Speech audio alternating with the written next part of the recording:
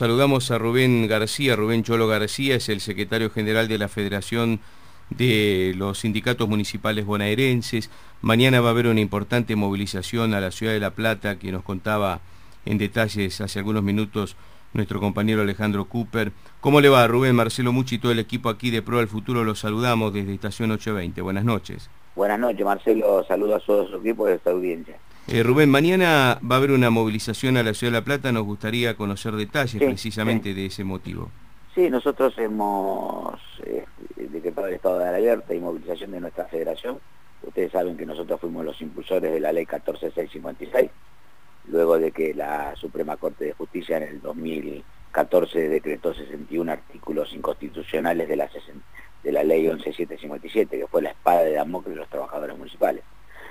A partir de ahí se sancionó la ley, ya está en vigencia a partir del 6 de julio de este año. El 6 de enero entra la parte supletoria que obligaría a los municipios, aquellos que no armaron convenios colectivos con los sindicatos, a hacer una serie de ítems obligatorios, como salario mínimo vital y móvil en este tema. Y nos enteramos que hace unos días, justamente para las fiestas, habría una posibilidad de suspender el efecto de la ley que entra en vigencia la supletoria el 6 de enero.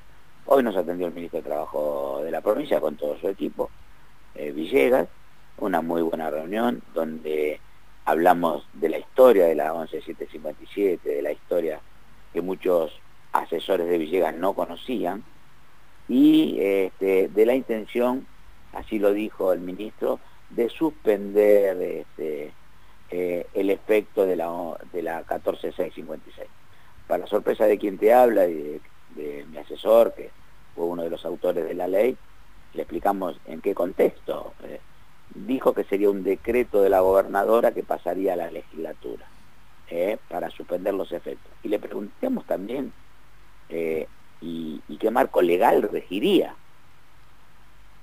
Y me contestó que sería el marco de la 11757, donde en realidad le informamos a todo el gabinete del ministro que la 11757 es una ley que está derogada por inconstitucional, lo dijo la Suprema Corte, lo venimos ratificando nosotros, y lo que no conocían, y esto es bueno que lo sepa la audiencia, para ser más preciso, el 15 de mayo, la vieja estructura federativa con el cómplice de los intendentes, Oscar Ruggero, presentó un amparo en la Suprema Corte de Justicia de la provincia, pidiendo que la ley se suspenda, que la ley es inconstitucional, y un fallo que nos llena de orgullo de la Suprema Corte de la provincia del 22 de diciembre ratificó en todo su concepto la ley y dice que es absolutamente constitucional y garantiza los derechos de los trabajadores municipales. Para sorpresa de los que estábamos ahí, no conocían el fallo de la Suprema Corte del 22 de diciembre. Hola. Hola, Rubén Cholo García. Alejandro Cooper lo saluda. ¿Cómo le va? Alejandro, ¿cómo le va? Bien. Para poner las cosas en claro, la primera ley, que fue tengo entendido que es de la época de Duhalde, la 11757, cambia ciertos beneficios que tenía el trabajador municipal. No solamente cambia los beneficios, acá no hablamos de beneficios, hablamos de garantías constitucionales. Por ejemplo, los trabajadores del Estado nacional, provincial y municipal, y más después de la reforma de la Constitución Provincial en el 94, tenemos garantías constitucionales de estabilidad. Sí. Lo dice el artículo 14 bis de la Constitución Nacional. Esta ley, la 11757, nos puso en disponibilidad relativa y absoluta que hizo que se cometieran durante casi 18 años continuamente fraude laboral por parte de los intendentes. Nosotros pasamos a ser, en vez de empleados del municipio, empleados de los intendentes. Porque un trabajador estaba 10, 12 años con contrato basura y el intendente le decía, si no haces tal cosa o haces lo otro, al otro día te quedas cesante. Eso la Corte declaró inconstitucional. Que era inconstitucional absolutamente esa ley. Después se hace una nueva ley, porque una ley se deroga con otra ley, la 14656. Que dice que se derogó la 11757, ajustado el fallo de la Suprema Corte de Justicia, se sancionó el 20 de octubre del año pasado, la promulgó el gobernador Scioli el 6 de enero, el primer tramo que nos pedían 180 días para ponerla en práctica era el 6 de julio, empezó a regir el 6 de julio y había 180 días para que los intendentes y los sindicatos armaran los convenios colectivos. Y el 6 de enero, para tener claro, si no se armaron los convenios colectivos, entraba la parte supletoria. ¿Qué es la parte supletoria, García, para que el oyente común pueda entenderlo? Sí, la parte supletoria, entre otras cosas, habla de que hay que pagarle el salario mínimo vital y móvil a los municipales. 5.000 pesos. Imagínese usted que si nosotros tenemos que sacar una ley que nunca tuvimos los trabajadores municipales, salario mínimo vital y móvil, fíjese cuáles son los salarios de los trabajadores. Y con este panorama, Rubén, ¿cómo ve usted la economía de las municipalidades para hacer frente efectivamente a lo que ustedes reclaman tan genuinamente y que está obviamente está, digamos, enmarcado legalmente? Cada municipalidad tiene un presupuesto y cada presupuesto es instrumentado por las administraciones municipales. ¿Qué plantea la ley? Que hay que sentarse ejecutivo y trabajadores a discutir todo.